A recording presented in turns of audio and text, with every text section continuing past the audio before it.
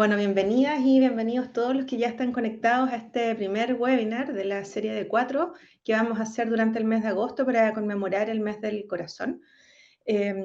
Para comenzar, el primero de esta serie, que es el de hoy, es sobre hábitos para el corazón.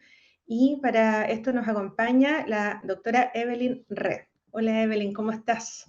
¿Cómo estás, Sandra? Muy bien, Evelyn, muchas gracias por acompañarnos y bueno, siempre es un honor y un agrado tenerte como invitada a poder conversar contigo. Y bueno, para quienes no conocen a Evelyn, Evelyn es médica cardióloga, está certificada en medicina del estilo de vida, es posgraduada en alimentación basada en plantas, tiene una diplomatura en cronobiología y además es directora de la diplomatura de medicina del estilo de vida de la Universidad Abierta Interamericana de Argentina, ¿sí? Creo que lo dije bien. Y bueno, ya no les voy a quitar más tiempo, partamos con este webinar. Evelyn nos va a hablar sobre este tema, sobre la importancia de los hábitos para la salud del corazón, pero principalmente enfocado en nutrición. Ella nos va a conversar unos 30, 40 minutos y la idea es que al final dejemos un espacio para poder hacerles preguntas, así que las pueden ir anotando, las pueden hacer directamente al final o también las pueden ir escribiendo en el mismo chat. Así que ya, Evelyn, puedes comenzar nomás con tu presentación. Muchísimas gracias. Bueno, muchas gracias a todos los que se conectaron. Gracias por la invitación. Les agradezco a la Sociedad Chilena de Medicina del Estilo de Vida. Siempre es un placer enorme compartir estos espacios para poder brindar información para todos. Así que, bueno, vamos a empezar a compartir la pantalla.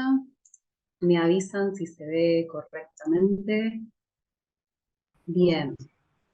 ¿Todo bien? Bueno, hoy vamos a hablar entonces de hábitos para el corazón, ¿no? Así se llama este encuentro, hábitos para tu corazón. Vamos a hablar de cómo podemos cuidar la salud cardiovascular con decisiones que tomamos todos los días, ¿no? Con nuestras acciones diarias. Entiendo que del otro lado puede haber profesionales de la salud, incluso va a haber muchas personas que lo escuchen en diferido, pero también va a haber personas que no sean profesionales de la salud, con lo cual voy a utilizar un lenguaje accesible y sencillo. Si hay algo de lo que yo diga que no se entienda, lo podemos charlar al final, que hay un espacio para preguntas y respuestas o para un intercambio entre nosotros. Así que antes de comenzar, quiero hacer mi declaración de conflictos. Declaro no tener ningún tipo de conflicto de interés, ni económico, ni de otra índole, ni con empresas, organizaciones o entidades que están relacionadas directa o indirectamente con el tema que vamos a hablar hoy. Y voy a presentar la información de forma objetiva y basada en la última evidencia científica disponible. Muy bien. Antes de empezar, quiero que entendamos cuál es la importancia de prestar atención a la salud cardiovascular. Lamentablemente, y desde hace varias décadas, la enfermedad cardiovascular representa la primera causa de mortalidad en el mundo. De hecho, representa el 33% de las causas de muerte. Estos son unas 20 millones de personas al año que mueren por una enfermedad que podría evitarse en un porcentaje mayoritario, como ahora vamos a ver. Fíjense que la segunda causa de muerte es el cáncer. De hecho, el 74% de las causas de muerte en el mundo están representadas por estas patologías o enfermedades que se llaman no comunicables o no transmisibles. Esto quiere decir que no son enfermedades ligadas a una herencia familiar, que no son infectocontagiosas, que no son injurias, de hecho así se las clasifica, sino que tienen una estrecha relación con nuestros hábitos y son construidas en nuestros años de vida. Pueden parecer enfermedades muy distintas, cáncer, patologías respiratorias, neurológicas, la enfermedad cardiovascular, pero tienen esa base en común, que tienen esta estrecha relación con nuestros hábitos. En mi país, lamentablemente en Argentina, cada 7 minutos muere una persona a causa de la enfermedad cardiovascular. El siglo pasado se lo llamó al siglo XX la época dorada de la medicina porque la verdad que la ciencia tuvo grandes avances, pudimos, digamos, tener nuevos fármacos, nuevos procedimientos biomédicos, nuevas inmunizaciones. Todo esto permitió la emergencia de una sociedad más longeva, pero hoy lamentablemente en el siglo XXI tenemos que hablar de los fracasos del éxito. Porque si bien pudimos prolongar nuestra expectativa de vida, lo hicimos a costa de años de discapacidad y baja calidad de vida, secundario a todas estas patologías que yo les acabo de mencionar. Y esto no está alineado con los objetivos principales de la ciencia de la salud, que lo que quiere, obviamente, en la población es que las personas vivan la mayor cantidad de años posibles con la mejor calidad de vida. Así que ahora que entendimos un poco la relevancia y por qué hablar de la enfermedad cardiovascular, vamos a definirla.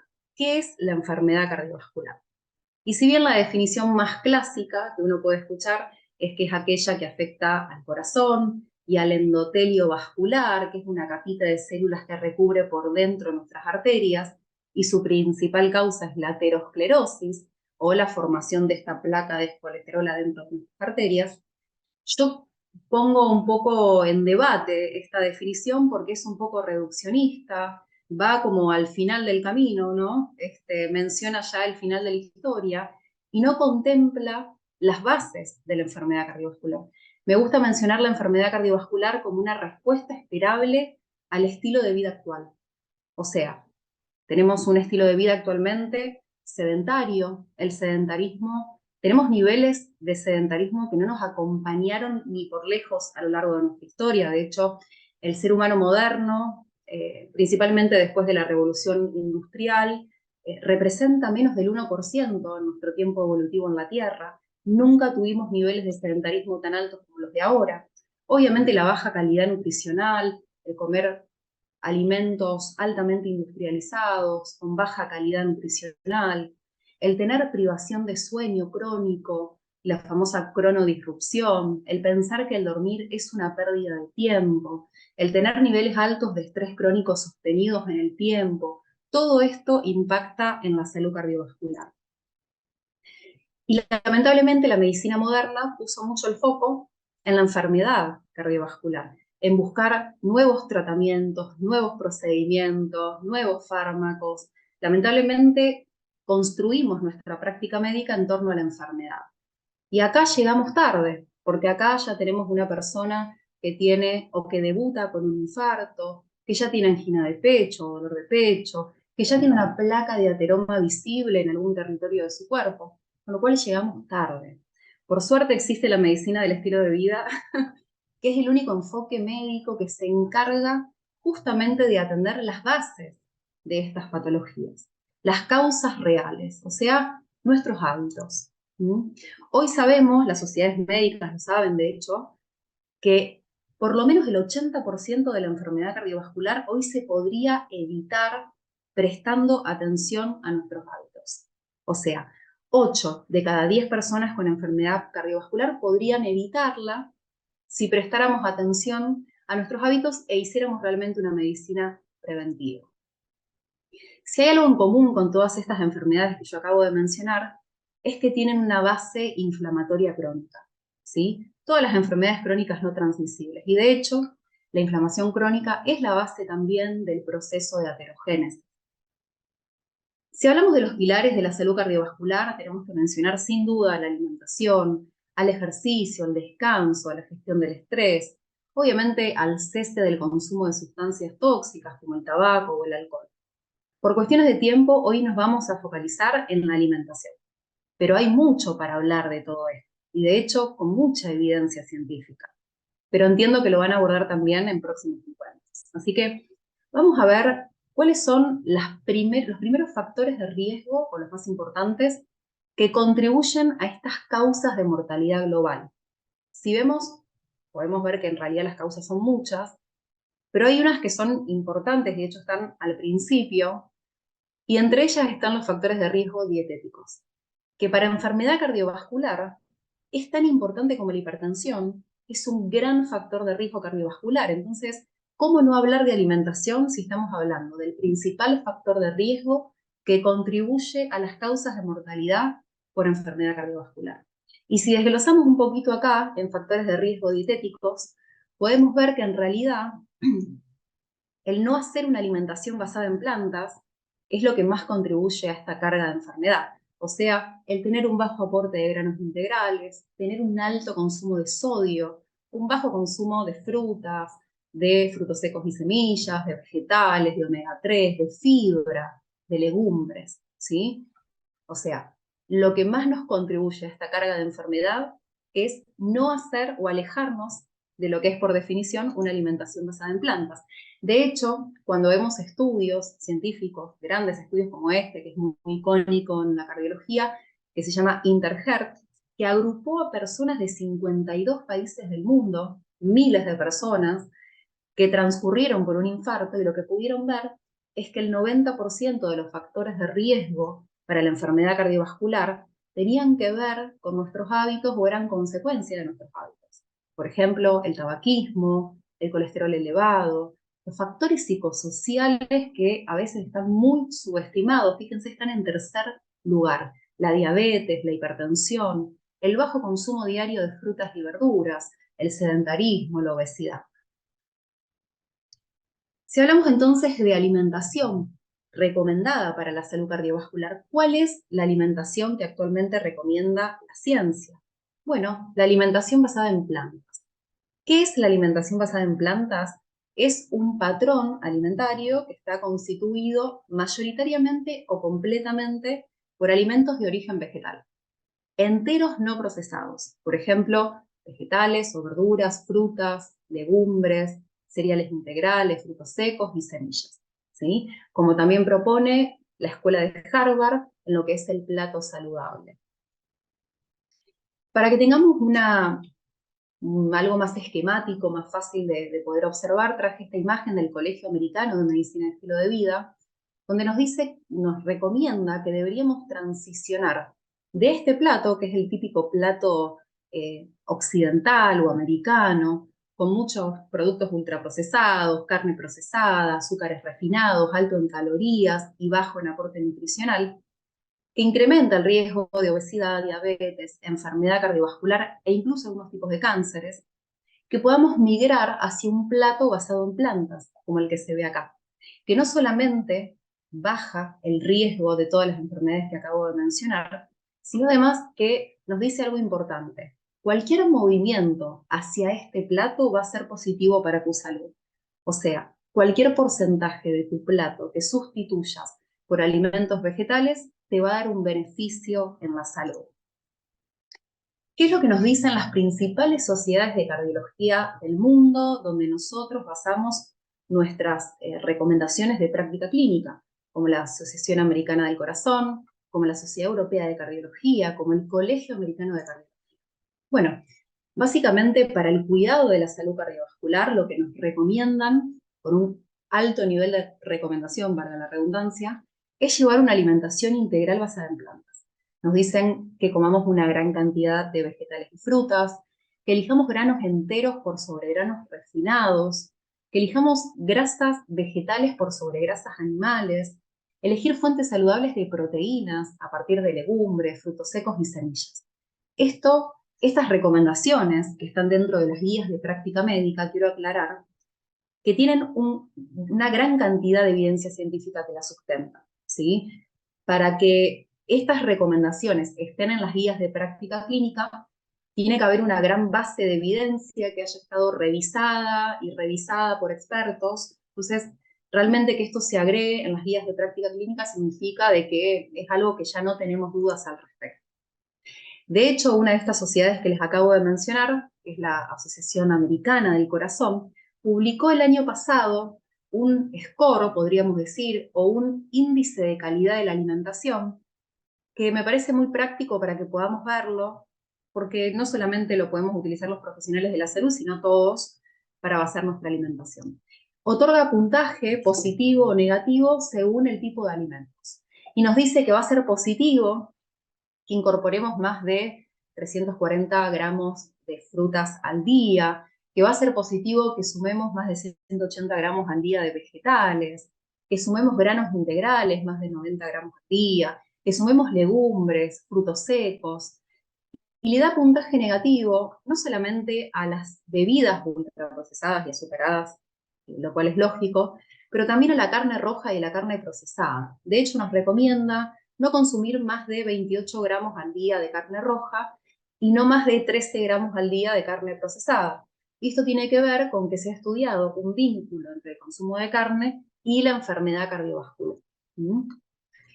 De hecho, esta misma sociedad científica este año hizo por primera vez un comité de expertos y publicó una declaración científica que nos sirve no solamente a los profesionales, sino a la población general como una guía. Analizó los patrones dietéticos populares o más populares actualmente y los dividió en patrones protectores para la salud cardiovascular y aquellos que no lo eran. Fíjense que acá podemos ver la dieta Atkins, la dieta cetogénica, la dieta baja en carbohidratos, la dieta paleo o paleolítica, como patrones dietéticos no recomendados para la salud cardiovascular, son los que están acá en rojito o en rosa. Sin embargo, le ofrece un puntaje positivo, que son los que están en verde, a todos los patrones basados en plantas, como por ejemplo la dieta mediterránea, la dieta DASH, la dieta nórdica, la dieta vegetariana, la dieta vegana, como patrones cardiosaludables. ¿Sí? Me pareció importante traer esta imagen porque es bien esquemática y creo que se entiende muy bien. Entonces, ¿cuáles son los patrones en los que deberíamos poner énfasis para basar nuestra alimentación?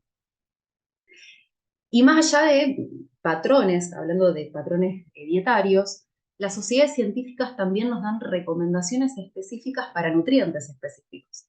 Por ejemplo, nos dicen consumir la menor cantidad posible de colesterol.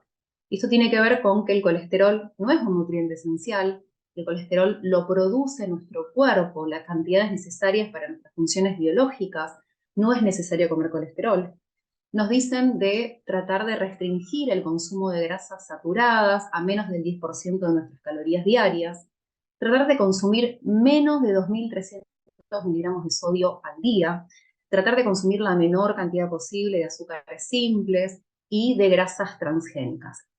Pero también nos da otra recomendación importante y es consumir por lo menos 30 gramos de fibra al día. ¿Sí? Esto tiene que ver con que comamos vegetales, ¿no? Porque ahora vamos a ver de dónde viene la fibra. Es decir, comer una gran cantidad de fibra al día es muy parecido a decirnos comer vegetales en abundancia. Mencioné recién algunos tipos de dietas específicos, como la dieta mediterránea, la dieta DASH, la dieta nórdica. Quiero mencionar esto, quiero mostrarles qué son estos patrones alimentarios que han sido estudiados también. La dieta mediterránea, que fue muy estudiada en este estudio llamado Predimed, que ya tiene algunos cuantos años, se los comento sencillo. Se estudiaron a más de 7.000 personas que no habían tenido ningún evento cardiovascular, no habían tenido infarto, ni internaciones por estas causas, y se les hizo un seguimiento a casi 5 años. Y lo que se pudo observar es que las personas que seguían una dieta mediterránea basada en plantas tenían un 30% menos de riesgo de evento coronario a futuro. Es un montón este número, o sea, representa un montón de personas, este 30%. Y si analizamos un poco la famosa dieta mediterránea, que seguro muchos habrán escuchado acá, que tiene una gran base de vegetales y frutas, el famoso vino tinto, bueno, también incluye otros alimentos, como por ejemplo un poco de pescado, un poco de huevo, un poco de lácteos. Hubo un grupo de investigadores que se preguntaron cuál de todos estos alimentos eran en realidad los que otorgaban protección cardiovascular, entendiendo que no todo es lo mismo. Y de hecho se hizo un estudio en base al anterior, donde se confeccionó una una escala pro-vegetariana, ¿sí? Los investigadores le otorgaron puntaje a los alimentos, dándole puntaje alto a los alimentos vegetales, como frutas, verduras, legumbres, cereales integrales, nueces, y puntaje negativo a los alimentos de origen animal. Y lo que pudieron ver es que las personas que tenían una dieta más vegetariana eran los que más protección tenían a largo plazo, con lo cual llegaron a la conclusión de que en realidad los alimentos que más otorgaban protección cardiovascular eran los alimentos vegetales. Fíjense qué interesante. La dieta DASH, por otro lado, que también es un patrón basado en plantas, se creó con la finalidad de controlar la hipertensión arterial. De hecho, dieta DASH, las siglas en inglés, significan aproximaciones dietéticas para detener la hipertensión. ¿Sí? Entonces, este patrón alimentario, que también es un patrón basado en plantas, nos recomienda, obviamente, limitar el consumo de sodio, tener una ingesta abundante de legumbres, frutas, verduras, pero también incluye otro tipo de alimentos como pescados o mariscos, aves y carnes magras, productos lácteos bajos en grasa. Cuando uno lee la publicación de la dieta DASH y los autores mismos que lo escriben en la publicación original, nos cuentan que en realidad el beneficio para el control de la presión arterial estaba en el gran aporte de vegetales, pero que agregaron otro tipo de alimentos para hacerla más palatable para la sociedad, digamos, para generar mayor adherencia. Y esto que mencionan se puede ver en algunos estudios, donde se compara la dieta DASH, que les mostré recién, con una dieta más vegetariana, donde las porciones de carne se sustituyen por legumbres por lo menos 5 días a la semana. Y lo que se pudo ver es que la dieta DASH, basada en legumbres en vez de carnes o carnes magras, generaba mejores controles de presión arterial con una diferencia significativa. Entonces, si entendemos a la nutrición como una ciencia, deberíamos quizás ser un poco más estrictos en la recomendación de los alimentos, ¿no? Lo mismo se vio en la dieta DASH dentro de lo que eran personas con diagnóstico de diabetes tipo 2, donde se pudo ver que el reemplazo de la carne por legumbres generaba mejores glicemias en ayunas y mayor sensibilidad a la insulina. ¿Qué les quiero decir con todo esto? Que los beneficios están en los vegetales. Poner énfasis siempre en estos alimentos nos va a dar beneficios en salud. No hay más secretos, ¿no? Es priorizar los alimentos vegetales. De hecho, hay un patrón dietario que fue descrito por David Jenkins, que seguramente lo habrán escuchado porque, bueno, fue el creador del índice glucémico, que lo publicó hace unos años, y la finalidad de esta dieta, que la llamó portfolio o dieta portafolio, era el tratamiento de la hipercolesterolemia, o sea, las personas que tenían colesterol alto en sangre. ¿Y qué fue lo que evaluó? La dieta que se recomendaba en el programa de educación nacional para personas con colesterol de Estados Unidos, la misma dieta pero asociada a una estatina, a lovastatina, que es un fármaco que se utiliza para bajar los niveles de colesterol plasmáticos, versus una dieta basada en plantas alta en esteroles vegetales, principalmente con soja y derivados de soja, como puede ser el tofu o la soja texturizada, alta en fibras viscosas, principalmente de avena, y también almendras. ¿Qué fue lo que observó? Que la dieta basada en plantas, alta en esteroles vegetales, bajaba los niveles de colesterol plasmático al mismo nivel que lo hacía la terapia con estatinas. Fíjense qué poder tan grande que tiene en cuanto a la terapéutica también poder hacer una intervención dietética con un patrón basado en plantas. ¿Por qué entonces se considera la alimentación basada en plantas como protectora? Bueno, primero porque genera, obviamente, o permite prevenir patologías no solamente a corto plazo, sino a largo plazo. O sea, no tiene resultados cortoplacistas, como se ve muchas veces en algunas intervenciones dietéticas, sino que la preservación de la salud se ve a largo plazo, y esto es muy importante. También porque su prevención o sus beneficios no se dan solamente en el aparato cardiovascular. Cuando uno cambia su patrón alimentario, los beneficios son a nivel sistémico. Cuidamos las arterias de todo el cuerpo, cuidamos el cerebro, los riñones, evitamos patologías neurodegenerativas, Alzheimer, algunos tipos de cánceres. O sea, el cuidado es a nivel sistémico. Pero además porque los alimentos vegetales tienen características únicas. Entre ellos, que nos dan un aporte de fibra, un alto aporte de fibra, que son fuente de granos enteros, ¿sí? Sobre refinados, que son altos en antioxidantes y fitoquímicos, que son altos en micronutrientes como el magnesio, el potasio, el calcio, que son importantes para el cuidado de la salud vascular, que son altos en precursores del óxido nítrico, y ahora vamos a ver qué es y cuáles son, y además tiene compuestos bioactivos. Además de esto, es naturalmente baja en sodio, es baja o carente de colesterol, es baja o carente en grasas transgénicas y además es baja en grasas saturadas.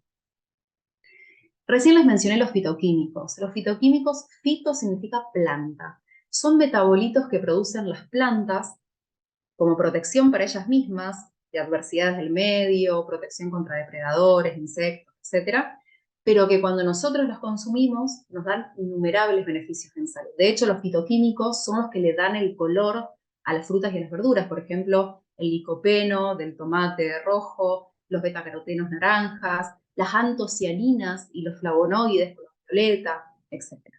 Actualmente hay identificados más de 25.000 fitoquímicos distintos en los vegetales. Esto no se puede sustituir con un suplemento, con una pastillita, con una... No, o sea, realmente no se puede sustituir todo esto presente en los vegetales. Y tiene, bueno, acá menciona algunos, por ejemplo, los carotenoides, las vitaminas, el resveratrol, las quercetinas, el sulforafano, por ejemplo, presente en el brócoli, los indoles. Son pequeñas dosis de medicina diaria que comemos en las plantas, ¿no? Estos fitoquímicos tienen un gran poder antioxidante y de hecho muchos de estos están estudiados como quimiopreventivos, o sea, preventivos contra el desarrollo del cáncer. Y esa protección que nos da contra el desarrollo del cáncer también lo observamos a nivel del aparato cardiovascular. ¿Mm? Antes les mencioné la fibra. La fibra debería considerarse un nutriente esencial, ¿sí? La fibra es exclusiva del reino vegetal. Forma parte de la estructura del cuerpo de la planta, ¿sí? Tiene múltiples acciones, no solamente en el aparato digestivo, sino también a nivel sistémico. Cuando esa fibra la agarra nuestra microbiota, la fermenta, produce ácidos grasos de cadena corta que van a actuar a nivel sistémico, ¿no? Cuando nosotros comemos fibra, tenemos, por ejemplo, una saciedad real que no percibimos habitualmente, por ejemplo, con productos ultraprocesados. Nos genera un vaciamiento gástrico más lento, con lo cual el metabolismo de muchos nutrientes es mejor. Nos baja el riesgo de cáncer colorectal, bueno, y muchos otros beneficios que nos da la fibra a nivel sistémico también. Cuando evaluamos las personas que tienen un alto consumo de fibra, o sea, un gran consumo de vegetales, versus aquellos que tienen un aporte más bajito, esto tiene que ver con la calidad de la alimentación. Si tenés un bajo aporte de fibra en el día, es porque tu alimentación es de baja calidad nutricional. Entonces, fíjense cómo aquellas personas que consumen gran cantidad de fibra al día tienen mejores parámetros clínicos, mejor composición corporal, mejor valores de colesterol en sangre, colesterol total, LDL, triglicéridos, mejores glicemias en ayunas, hemoglobina glucosilada, incluso mejor sensibilidad a la insulina. Pero no solamente queda acá en parámetros clínicos, sino que además lo que se puede ver, y esto es muy importante, una disminución del riesgo de mortalidad a largo plazo, una disminución del riesgo de enfermedad cardiovascular, disminución del riesgo de desarrollo de diabetes tipo 2, incluso de cáncer colorectal. Y algo interesante que nos dicen todos los estudios es que contra más fibra, mejor. Contra más fibra, más beneficios observados. Recién les comenté sobre la microbiota. Bueno, el darle fibra a la microbiota, generar ácidos grasos de cadena corta que actúan a nivel sistémico, todo esto nos da muchos beneficios. No voy a entrar en detalles y describir porque es un tema muy largo sobre la acción de estos ácidos grasos producidos por la fermentación de la fibra, pero lo que quiero que sepan es que el comer fibra nos genera un ambiente favorable en la microbiota intestinal, o sea, en las bacterias que tenemos en nuestro intestino. Sin embargo, cuando a la microbiota le damos de comer otras cosas, como proteínas animales, grasa saturada, se genera un ambiente disbiótico, o sea, empiezan a crecer bacterias o a predominar bacterias que en realidad no son las que queremos que estén, ¿no? Y esas bacterias generan metabolitos que no nos dan beneficios en salud, por el contrario, pueden generar perjuicios. Una de las moléculas más estudiadas es el óxido de trimetilamina, que es producido por nuestra microbiota al incorporar carnes, huevos o lácteos que tienen L-carnitina y acetilcolina. Y esta molécula es conocida por ser inflamatoria y aumentar el proceso de aterogénesis, o sea, de la formación de placa de ateroma en distintos territorios vasculares de nuestro cuerpo. Y hoy sabemos que la microbiota está cada vez más estudiada en cuanto a la relación con prácticamente todas las patologías crónicas que tenemos hoy. También mencioné la presencia de micronutrientes. El potasio, el magnesio y el calcio realmente son nutrientes importantes para lo que es la salud vascular. Y también mencioné los nitratos. ¿Qué son los nitratos? Son precursores de una molécula que se llama óxido nítrico. El óxido nítrico habitualmente lo producen nuestras arterias, genera vasodilatación, o sea, genera que nos baje la presión arterial, un estado antiinflamatorio con menor actividad plaquetaria. Existen vegetales que tienen gran cantidad de nitratos que favorecen la producción de esta molécula, el óxido de trimetilamina, y nos ayudan mucho a bajar la presión arterial. Entre ellos la remolacha, la rúcula, el pak choi, el rábano, la espinaca. Sería una muy buena idea que empecemos también a tenerlos en cuenta para empezar a incorporarlos en nuestra alimentación. Obviamente el bajo consumo de sodio, creo que si hay algo en lo que estamos todos de acuerdo, y más los cardiólogos, es en limitar el consumo de sodio. De hecho, es uno de los factores de riesgo dietéticos que más contribuyen a las causas de mortalidad global. Generalmente, incluyo a mis colegas especialistas en cardiología, habitualmente lo que se dice es, bueno, deja de utilizar la sal, deja de agregar tanta sal desde el salero en casa a la comida. Y si bien esta es una recomendación importante, tenemos que tener presente que un poco menos del 80% del sodio en exceso que consumimos a nivel poblacional no viene del uso del salero, sino del consumo de productos ultraprocesados. Todas las cajitas, todas las cosas que compramos en el súper, en el kiosco, en el mini market, son los que más nos aportan sodio. Y tengan presente también que las carnes, incluido algún tipo de pescados, también tienen adicionado sodio. Fíjense acá qué interesante, en este estudio, cuando se evalúa el consumo de sal por patrón dietario, podemos ver que la dieta moderna o dieta occidental, que es la que lleva la mayoría de la población lamentablemente, fíjense el aporte de sodio que tiene en comparación con una dieta que acá le llaman natural, pero que sería basada en plantas, fíjense la diferencia que hay, ¿no? De hecho, este estudio es muy interesante porque los menciona por grupo etario las principales fuentes de sodio. Fíjense, en adolescentes la principal fuente es la pizza, hasta los 50 años la principal fuente son el pollo, los nuggets y derivados, y a partir de los 50 el pan blanco. ¿Sí? Si bien estos son datos de Estados Unidos, en mi país no tenemos datos tan específicos de este tipo, pero nosotros llevamos una alimentación muy parecida a los norteamericanos, así que lo podríamos extrapolar tranquilamente a este dato. De hecho, cuando evaluamos patrones dietéticos y consumo de sodio, podemos ver que la población que hace una alimentación 100% basada en plantas era la única que cumplía las recomendaciones para personas hipertensas de consumir menos de 1,5 gramos de sodio al día, que era la población vegana. Fíjense que a medida que vamos agregando otros alimentos, va aumentando la ingesta de sodio, ¿sí? Entonces, la recomendación por ahí más efectiva que podríamos hacer como profesionales de la salud, más allá de recomendar bajar el consumo de sal a partir del salero, digo, cambiar el patrón alimentario es la conducta más importante que podemos llevar adelante para bajar el consumo de sodio.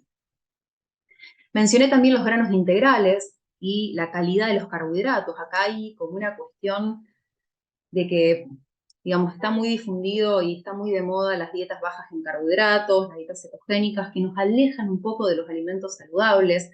Hay mucha carbofobia en la sociedad actual, miedo a consumir carbohidratos. Bueno, déjenme que les cuente un poco por qué no es todo lo mismo, ¿sí? Yo les mencioné recién que la alimentación basada en plantas es fuente de granos enteros no refinados. El grano entero, como puede ser un grano de trigo, un grano de arroz o de cualquier otro cereal, tiene distintas partes y cada uno tiene nutrientes importantes. Por ejemplo, el salvado, que es lo externo, tiene fibras, vitaminas, minerales. El endospermo, que está más adentro, tiene carbohidratos y proteínas. Y el germen tiene antioxidantes y fitonutrientes que ahora ya saben qué son, ¿no? Fíjense cuando vemos, por ejemplo, la harina de trigo integral, donde el grano no está modificado, conserva todos los nutrientes en las cantidades adecuadas. Ahora, ¿qué es lo que hace la industria y qué es lo que consume la mayoría de la población? Carbohidratos refinados, o sea, carbohidratos a partir de fuentes refinadas y ultraprocesadas, ¿no? Panificados, bollerías, etc. Cuando se refina el grano, ¿no? Que es el color acá rosa, fíjense cómo baja sustancialmente la cantidad de nutrientes de ese grano, ¿no?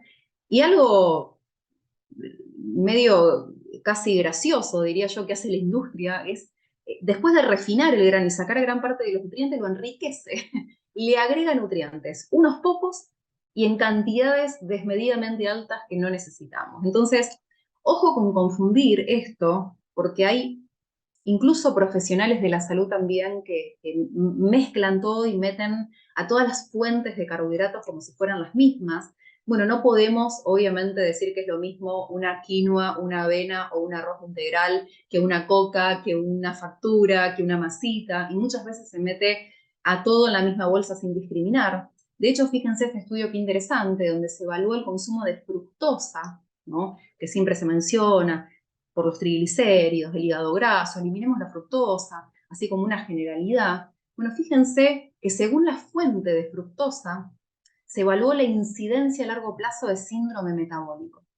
Y acá se puede ver muy bien cómo obviamente la fructosa a partir de fuentes ultraprocesadas, como puede ser una gaseosa, o inclusive de un exprimido donde le sacamos la mayor cantidad de fibra al alimento, esto no es un alimento entero, es un jugo, nos aumenta el riesgo de desarrollar síndrome metabólico. Sin embargo, el consumo de frutas nos baja el riesgo de desarrollar estas patologías. Entonces, no podemos incluirlos como si fuera todo lo mismo.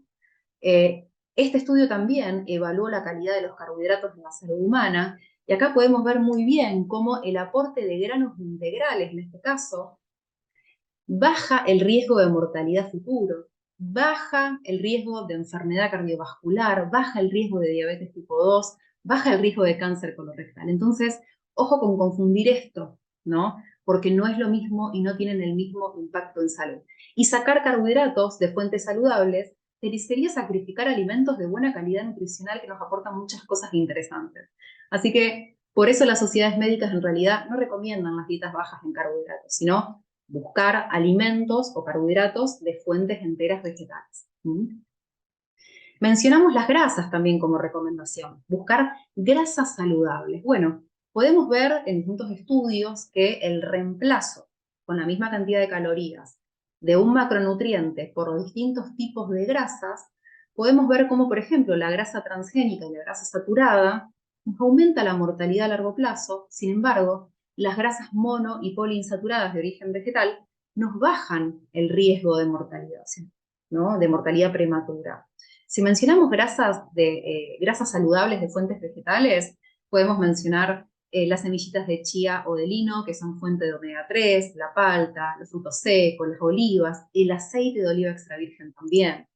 Esto es muy importante porque está estudiado realmente cómo este tipo de grasas, como las monoinsaturadas vegetales, nos bajan el riesgo, por ejemplo, de síndrome metabólico, bajando el riesgo de cada uno de sus factores de riesgo, o incluso las grasas poliinsaturadas, como reemplazando grasas saturadas desde la carne, margarinas o aceites de baja calidad por grasas poliinsaturadas de las fuentes que mencionaba antes, cómo nos bajan el riesgo de mortalidad por enfermedad cardiovascular y de infarto, o sea, de desarrollar un infarto futuro. En un 20%, esto es un montón, y estamos hablando solo del reemplazo de grasas. De hecho, lo que se puede ver habitualmente es que cuando reemplazamos alimentos, fuentes de grasas poco saludables, saturadas, como pueden ser carnes, margarinas, mantecas, y las reemplazamos por fuentes saludables, por ejemplo, en este caso, nueces, lo que se puede ver habitualmente es una mejoría en los parámetros de laboratorio de colesterol, por ejemplo, ¿no? Acá podemos ver cómo disminuye el colesterol total y el colesterol LDL, simplemente cambiando el tipo de fuente y el tipo de grasa. Y esto obviamente tiene que ver con que, además de ser grasas saludables, también dijimos que los alimentos vegetales son fuentes de antioxidantes. Las nueces, por ejemplo, son ricas en antioxidantes fenólicos y tocoferoles. Es más, es tanto el poder antioxidante que tienen, por ejemplo, los frutos secos, en este caso las almendras, que han demostrado en diferentes estudios bajar la cantidad de LDL oxidada. Y las LDL oxidadas son las que están más involucradas en la enfermedad cardiovascular. Entonces, a partir de la alimentación también podemos bajar la cantidad de oxidación en esa molécula de LDL que se vuelve más aterogénica. Miren qué importante, ¿no?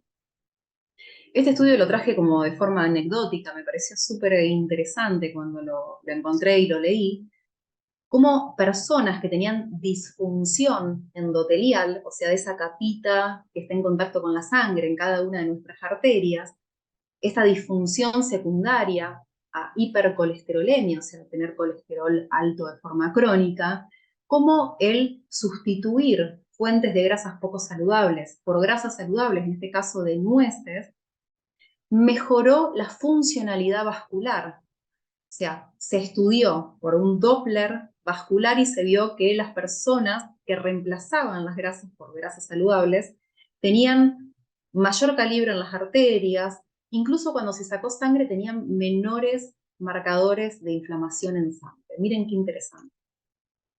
Sin embargo, cuando hablamos de grasas saturadas, mencionamos evitar justamente este tipo de grasas, bueno, lo hacemos con mucha evidencia que sustenta esto también. Nosotros sabemos que las grasas saturadas de cadena larga de origen animal, principalmente el ácido láurico, el ácido mirístico y el ácido palmítico, presente en carnes, huevos y lácteos, nos aumentan de forma lineal la concentración de LDL, o sea, de lipoproteínas de baja densidad.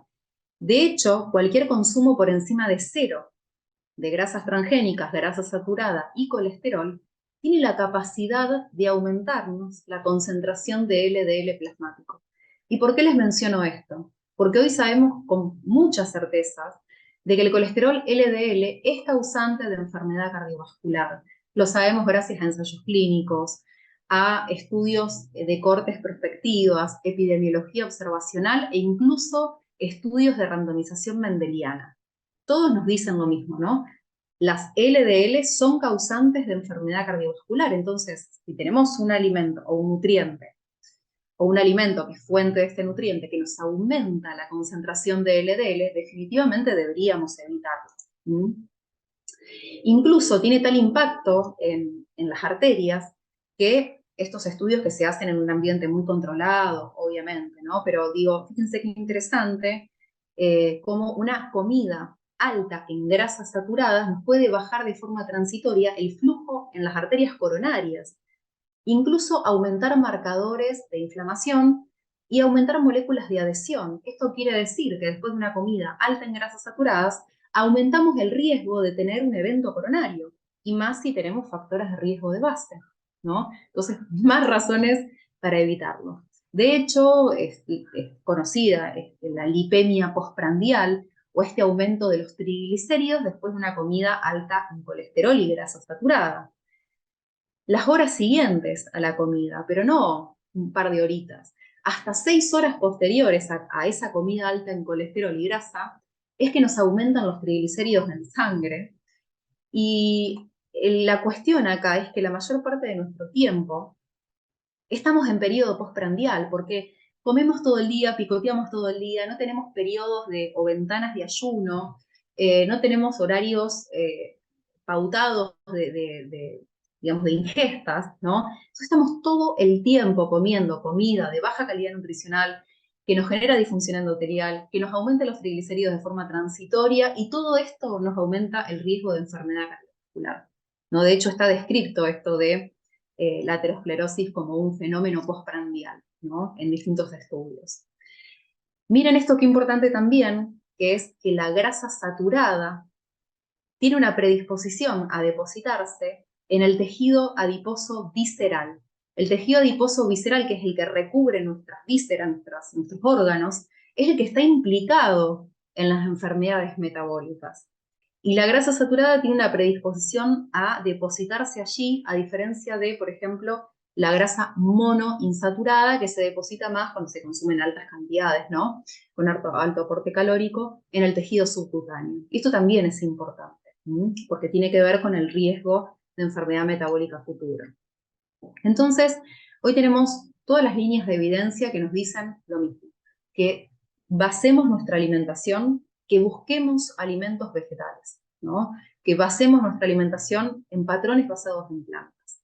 Ahora, yo les mostré estudios científicos, Pero ¿qué pasa cuando evaluamos, en estudios científicos como ensayos clínicos, por ejemplo, pero qué pasa cuando evaluamos a personas en su vida cotidiana, que llevan, en la vida real, digamos, ¿no? Que llevan distintos patrones alimentarios? Bueno, les menciono rápidamente dos cohortes de las más importantes que estudian la nutrición, los patrones alimentarios. Una es la corte adventista, empezó en el 2002 en Canadá y Loma Linda, California. Otra es el estudio EPIC Oxford, que empezó en 1993 en Reino Unido y hasta la fecha siguen publicando estudios de cohortes. Fíjense que representan a personas omnívoras, flexitarianas, pesco-vegetarianas, ovo-lacto-vegetarianas y veganas, ¿sí? Son de los que estudiamos estos temas, lo leemos con frecuencia, estas dos cohortes, porque son de los más importantes. En todos los estudios publicados, o en la mayoría donde se comparan patrones dietarios, lo que podemos ver es que los patrones basados en plantas, o sea, los vegetarianos y veganos, son los que tienen menor riesgo de obesidad, menor riesgo de diabetes tipo 2, mejor perfil lipídico o de colesterol plasmático.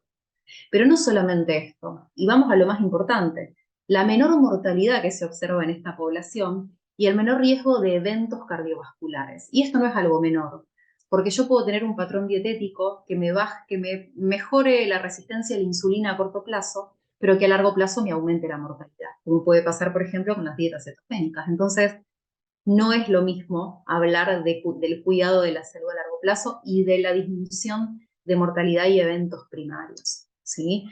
Fíjense en la corte del EPIC Oxford, por ejemplo, que la población vegetariana presentó un 30% menor riesgo de enfermedad cardiovascular. Esto es un montón.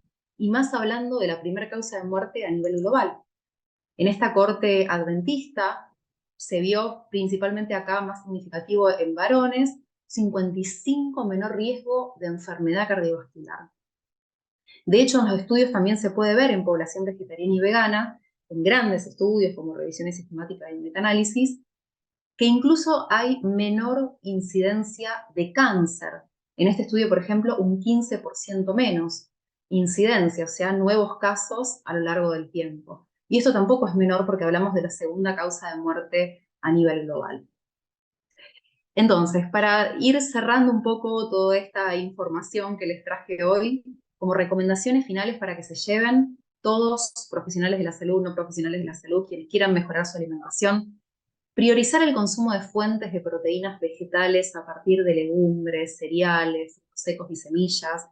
Priorizar el consumo de grasas saludables a partir de todas las fuentes que les mencioné antes. Consumir por lo menos 5 porciones de frutas y verduras frescas al día, que es lo que se recomienda.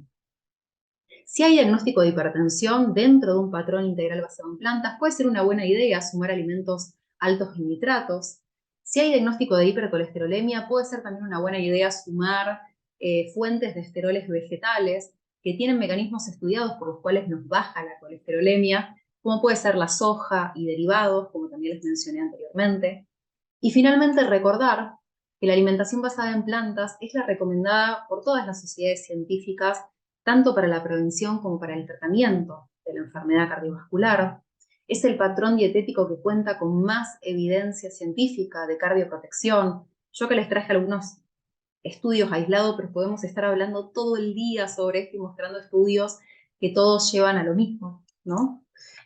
La sustitución de cualquier alimento en tu dieta por alimentos vegetales te va a ofrecer beneficios en salud, y la prescripción de patrones basados en plantas debería formar parte de las intervenciones de todos los profesionales de la salud, no solamente de los cardiólogos o cardiólogos. Así que bueno, muchas gracias. Voy a dejar de compartir pantalla y bueno, escucho a ver si hay alguna pregunta. Sí. Bueno, muchas gracias, Evelyn, por esta charla, por esta presentación tan clara, además. Creo que está clarísimo todo lo que mostraste de una manera muy completa, fue una buena síntesis con muy buena evidencia, así que muchísimas gracias por eso. Aquí hay un par de preguntas que están en el chat. Voy a leer eso primero y después los que quieran hacer alguna pregunta acá en vivo lo pueden hacer. La primera dice... ¿qué onda el aceite de coco? ¿Es grasa trans o no? ¿Deberíamos evitarlo al 100%? Yo sabía que iba a venir esta pregunta, porque En todos los seminarios preguntan sobre el aceite de coco, porque hay como toda una cuestión medio confusa con el aceite de coco. En realidad, el aceite de coco se estudió, de hecho se hizo un metaanálisis, una de las sociedades científicas que mencioné antes, y muestra que el aceite de coco aumenta el colesterol LDL y aumenta hasta un 6% el riesgo de enfermedad cardiovascular. Esto tiene que ver, lo comento rápidamente, con que se cree que el aceite de coco es principalmente fuente de grasas saturadas de cadena corta. Las grasas saturadas de cadena corta son, digamos, tienen un metabolismo distinto a las de cadena larga y funcionan principalmente como una fuente de rápida energía, de beta-oxidación. En cambio, las grasas saturadas de cadena larga siguen otro trayecto metabólico y tienen la capacidad de aumentarnos el colesterol plasmático. Bueno, el aceite de coco es principalmente fuente de grasa saturada de cadena larga. Por eso tiene esa capacidad de aumentarnos el colesterol LDL y por ende el riesgo cardiovascular. Así que si vamos a consumir un aceite, definitivamente recomiendo el aceite de oliva extra virgen, que de hecho hay estudios científicos con beneficios comprobados para la salud cardiovascular e incluso otras patologías como la Alzheimer. Muchas gracias, Evelyn. Y la otra pregunta que está acá es si recomiendas el ayuno intermitente. Bien, es una interesante pregunta que también se hacen muchas personas. La realidad es que primero el ayuno no nos garantiza la calidad de la alimentación. El ayuno es tener una ingesta restringida en tiempo. Uno puede hacer un ayuno comiendo ultraprocesados o puede hacer un ayuno comiendo alimentos saludables. Entonces, lo que primero siempre recomiendo es mejorar nuestro patrón alimentario de base, mejorar la calidad de los alimentos que incorporamos.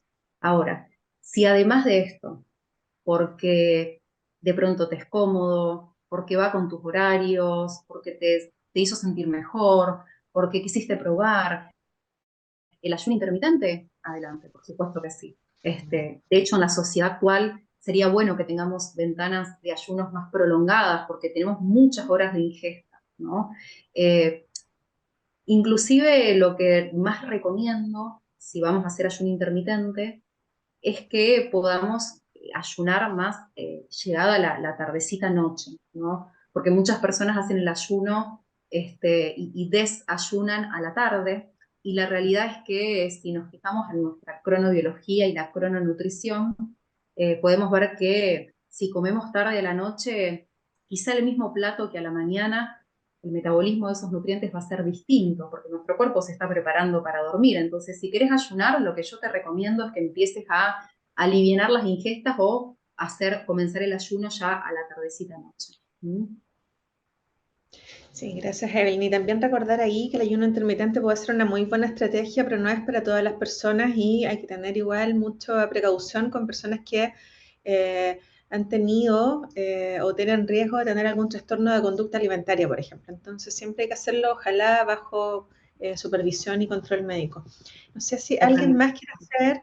Además, te quería ¿Sí? agregar algo más. Sí. Eh, Muchas personas también lo hacen para descenso de peso y hoy, por ejemplo, los estudios demuestran que comparándolo con una restricción calórica continua no es superior el ayuno intermitente, es simplemente una herramienta más que tenemos adentro de cajitas de herramientas para ir sacando, que se tiene que adaptar, como decía Sandri recién, a las realidades individuales, ¿no? Porque no es para todos totalmente. Gracias, Evelyn. No sé si hay alguna otra pregunta de los que están conectados. Escrita, creo que no hay ninguna más. Aprovechen que tenemos a Evelyn acá, aprovechen de preguntar. Aprovechen, sáquense todas las dudas. Yo estoy leyendo acá en Sí. el chat, pero no veo, creo que no puedo ver las preguntas yo. Estoy viendo el chat, digamos, pero no veo las preguntas. Así que sin vergüenza, sin miedo, no hay ninguna Acá pregunta. hay algo más que yo no veo, no lo puedo ver. Ah, no, no hay más preguntas. Dice que no hay más preguntas. Sí, dice que no hay más preguntas en el chat. Yo no quiero hacer preguntas, pero solo quiero comentar que me ha tocado ver muchos pacientes en la semana y el cardiólogo apenas tienen el colesterol un poquito así elevado, le dejan la atorvastatina eh, sin prescribir ningún cambio de hábitos ni nada. Nada, era solo un comentario y decir que pucha, yo No quiero juzgar y que se entiende que muchas veces lo más fácil, es lo más fácil para ese médico, es lo más fácil para esa persona también, porque eso no significa un mayor esfuerzo, pero sabemos que los medicamentos tienen efectos no deseados, que hay interacción entre los distintos medicamentos que toman las personas, entonces por último, ¿por qué no tratar, no hacer el esfuerzo de intentar este cambio de hábitos? Y por último, si le van a dejar el medicamento, que esto vaya de la mano con el cambio de hábito, pero no solo el medicamento, que ha sido la tónica de estas últimas semanas. Acá hay otra pregunta.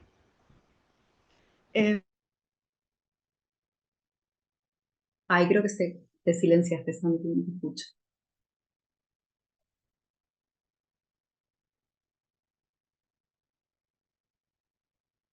Creo que estás muteada. Ahí está, ¿verdad? Ahí. Ahí vamos. Acá está, ya lo puedo ver. Es con respecto al consumo de fruta. Dice, he visto harto que no lo recomiendan en pacientes diabéticos. Y desayunar con 2 frutas y algunos frutos secos, ¿está bien? Son 2 preguntas distintas. Bien, bueno. Recién vimos que en realidad la implementación de un patrón basado en plantas que incluye frutas nos otorga beneficio y protección contra enfermedades como la diabetes. De hecho, vimos que uno de los factores de riesgo dietéticos para el desarrollo de patologías metabólicas es el bajo consumo de frutas, con lo cual, más que contraindicarlas, yo me preocuparía por recomendarla, no por incentivar su consumo, ¿no? Porque hoy a nivel poblacional hay un bajísimo consumo de frutas. Entonces, la evidencia hoy nos dice que las frutas son alimentos protectores, al igual que los frutos secos, que los vegetales, todo lo que mencionamos recién. Entonces, es importante que podamos como salir de por ahí este discurso que se escucha habitualmente, este miedo a la fruta, a los carbohidratos, todo lo que mencionaba recién, y que podamos enfatizar en estos alimentos que son ricos en micro y macronutrientes, en fibra, en fitoquímicos, en antioxidantes y que tienen demostrados beneficios para la salud cardiovascular. Así que, de hecho, hay casos de remisión, muchos casos de remisión de diabetes tipo 2 con intervenciones a través de alimentación basada en plantas, lo cual es completamente posible. Así es, no hay que tener miedo de la fruta. Y la otra, la que venía después, era desayunar con 2 frutas y algunos frutos secos, ¿está bien? Sí, en realidad va a depender de muchas cosas, también de la individualidad de cada uno, de los gustos de cada uno, de dónde parte cada uno en su alimentación, pero no es algo que no recomiende, sí, por supuesto. De hecho, lo recomiendo con énfasis siempre consumir frutos secos, frutas. Después las cantidades obviamente se pueden individualizar, ¿no? Según a la persona que tengo enfrente y bueno, qué es, digamos, qué le puedo recomendar más fino como para ayudarlo en si tiene alguna preexistencia o no, si tiene antecedentes, si tiene algún factor de riesgo. Podemos hacer intervenciones dietéticas, como vimos recién, pero de base, para todo el mundo, esto es como una recomendación para todos, es la alimentación que deberíamos hacer por defecto, ¿no? Todos deberíamos hacerla por la protección que nos ofrece. Acá no hablamos de cáncer, no hablamos de patologías neurodegenerativas, Alzheimer, enfermedad cerebrovascular, enfermedad renal crónica, pero vemos sistemáticamente que en todas estas patologías la alimentación basada en plantas ofrece protección, entonces es por defecto la alimentación que deberíamos hacer todos.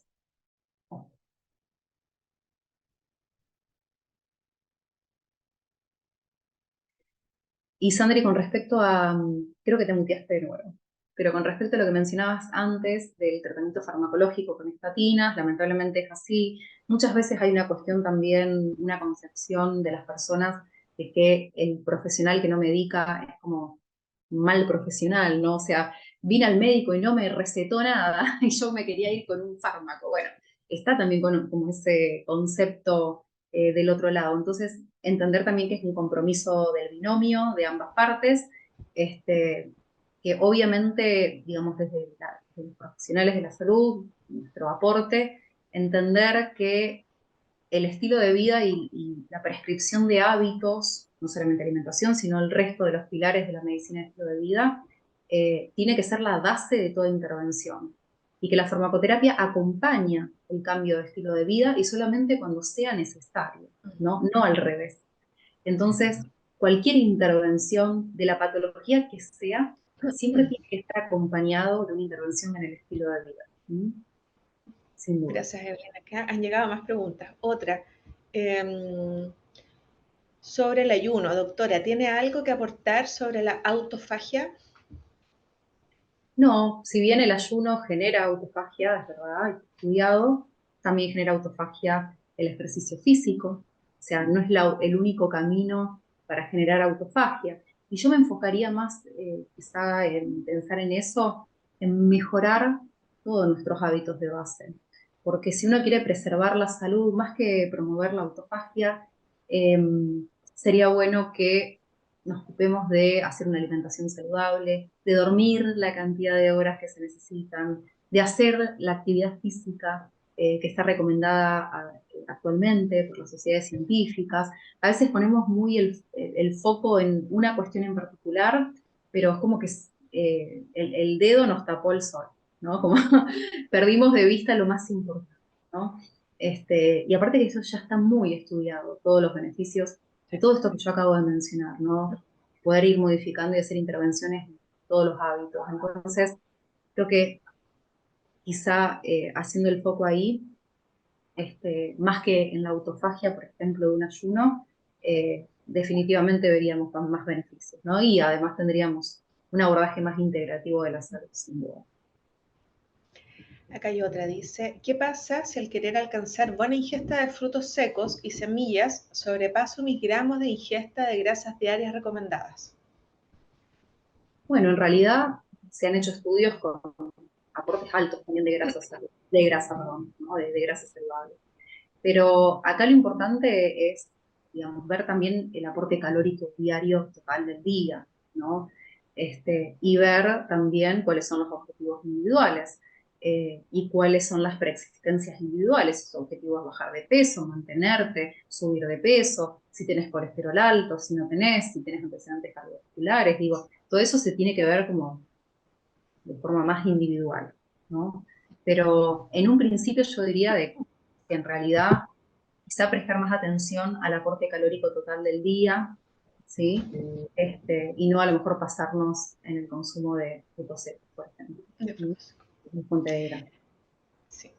Otra dice, llevando una dieta plant-based por 13 años, es muy difícil, al menos para mí, bajar de 70 de colesterol.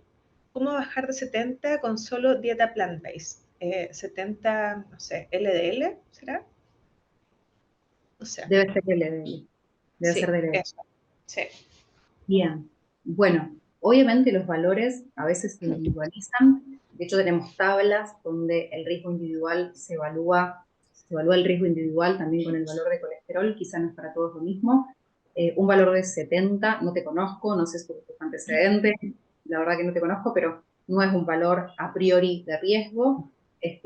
Desconozco por qué también querrías como bajarlos más, si hay algún factor de riesgo por el que quieras hacerlo, pero recordemos que el colesterol no solamente depende de la alimentación, sino también de todo nuestro estilo de vida, de la cero no actividad física, el descanso, aunque no lo puedan creer, la disrupción de sueño de forma crónica nos aumenta los valores de colesterol plasmático, nos aumenta la resistencia a la insulina, en general nos hace, digamos, ayuda a que no ayuda a subir de peso, sino que cuando tenemos restricción de sueño y estamos, por ejemplo, en un plan de descenso de peso que sea mucho más difícil. Entonces, el colesterol no es solamente la alimentación, sino que es un factor muy importante, pero que también está determinado por otras cuestiones del estilo de vida o incluso muchas veces genéticas, ¿no? Si bien es una minoría, también hay factores genéticos que pueden influir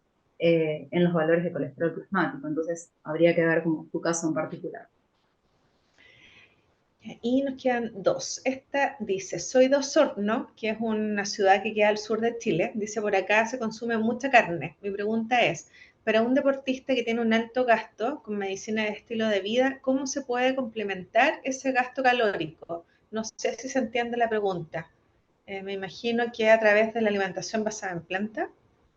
No Si se puede, entendí la pregunta en sí.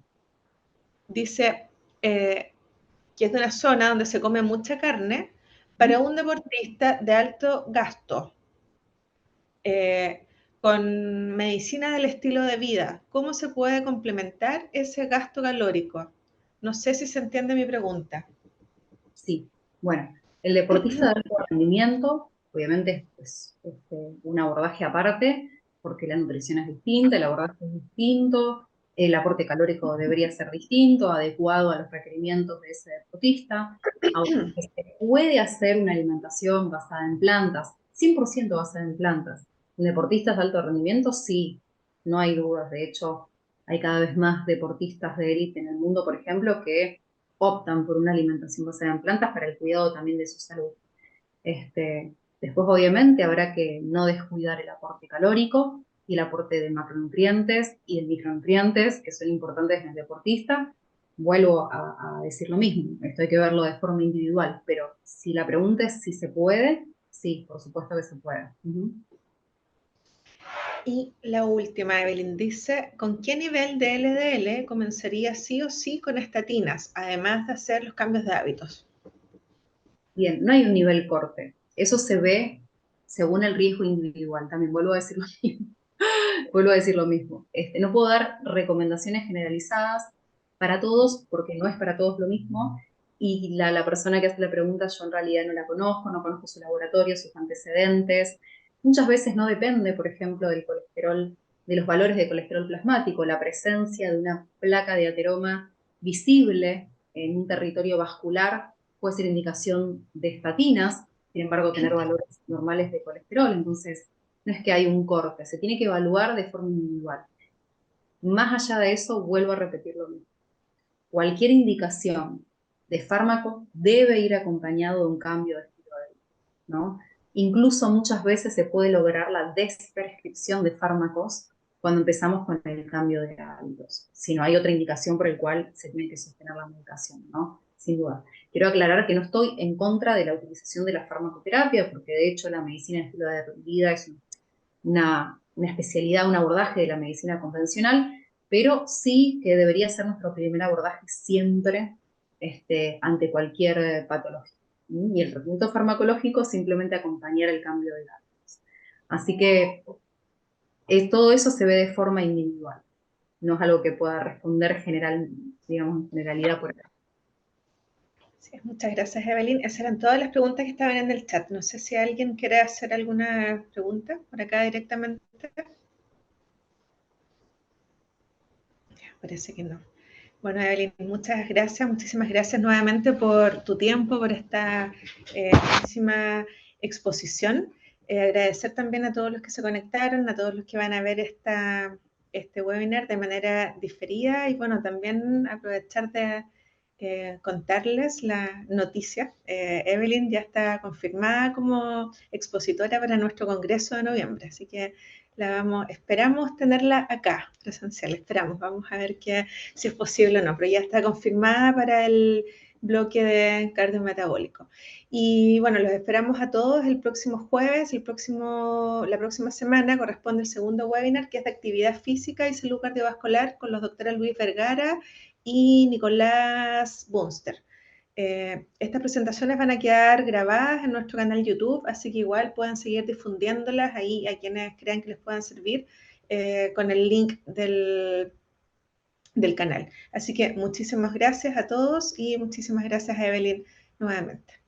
No, al contrario, gracias Sandra, gracias a todos y también a todos los que se conectaron y a todos los que intercambiamos este ratito, muy lindo. Les agradezco un montón, les mando un beso enorme a todos.